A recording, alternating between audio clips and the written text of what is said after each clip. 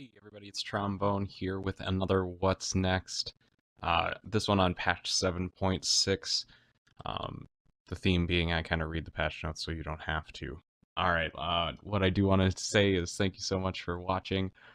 Be sure to like and subscribe if you do like it. And give me a comment on how you think this series should kind of go if you want more of what the impact's going to be in the comments. Anyway, thank you guys.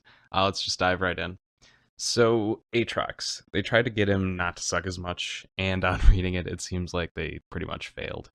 Um, what they kind of did was they changed, so Aatrox doesn't lose anything from his passive, he still gets all his Bloodwell stacks, which they renamed because they like Draven better.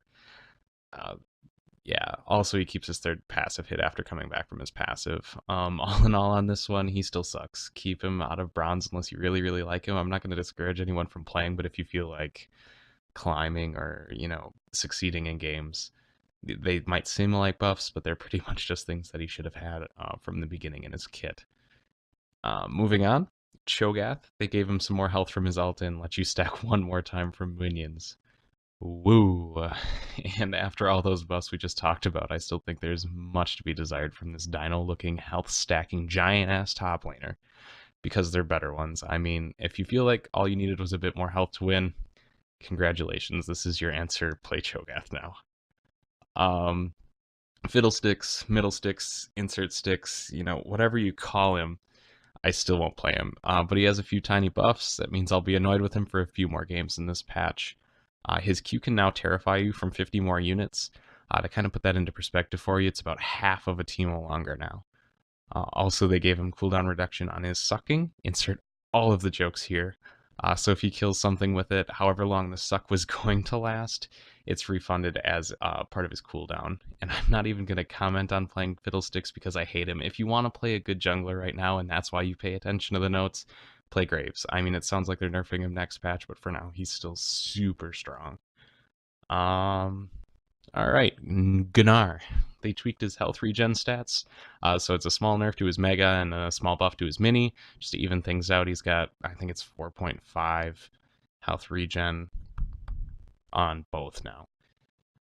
Also, speaking of his mega, when you cast his E, you can queue another spell during the cast of what they call Crunch. Gnar is pretty much the same. I mean, I love the little guy, but they're a lot better carry top laners if that's what you're worried about. Otherwise, Gnar's pretty much the same. All right, moving on to an ADC because I love them and because it's next alphabetically and in the patch notes. Misfortune. Riot felt that they hit her way too hard with all the changes to lethality, deathfire, touch. It was something intentional, but they felt like they went a little too far with it. So they increased her bouncing bitch of a bullet up by 20 damage at max rank and also gave her 100% AD ratio on it. I think it was 80%. Also, she can cast her Q based on her basic range, and any item modifiers to that also affect her Q. As far as overall impact, it really enhances her early game, but I still think the beat stick of nerfs make her, I want to say middle to bottom of the pack as far as ADC right now. Down here in bronze, maybe she's still more towards the middle, but the even higher elo tends to be a little lower than that.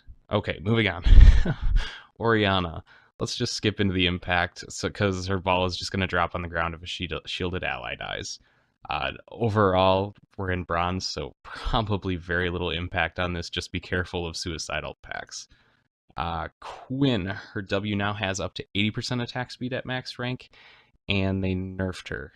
Although it's more of their ult, not rather than her ult. Anyway, it's down from 100% AD to just 40%, making her annoying ult a lot less annoying. I mean, overall, I feel that in bronze, they kind of killed Quinn. I mean, you just have to change the way you play him, but it's not something we do easily down here. I mean, for real, I saw LeBlanc in my ranked game. So, I mean, she's not dead for real like LeBlanc, but I think it's going to be a while before we see a decent Quinn in bronze. Please, by all means, prove me wrong. I'm really looking forward to it. But moving on to Varus, Riot wants you to use him as an ADC, not a poke maniac, so they made sure his Q has a 4-second cooldown on proccing blight stacks. Period. 4 seconds. I think overall we're not going to see much of, Varus. He's my first man. I love him. But we saw a lot of him when lethality was strong. But as soon as we stopped seeing him in the pros, we stopped seeing his power and kind of gave up on him. So I think as far as Varus's return to the bronze elo, it's probably to be determined at this point. Mini note, they tweaked red buff's magic resist to more parallel blue buff's armor. Just something to keep track of if you're one of those AP junglers. Not fucking Fiddlesticks. I said that for you, Eric. I'm sorry for everyone else. Anyway, Warlords. I really want to talk about this because it's important. Warlords now heals for 3 to 40% of total AD, and that's scaling by level on hit that they developed from the rework. So it's a bit weaker, but not if you're attacking, for instance, a Poppy with a shit ton of armor. I mean, you're going to end up getting more lifesteal off of that because it's not really lifesteal anymore. Also, if you crit on your Warlord's attack, your heal also crits, and this includes crit modifiers.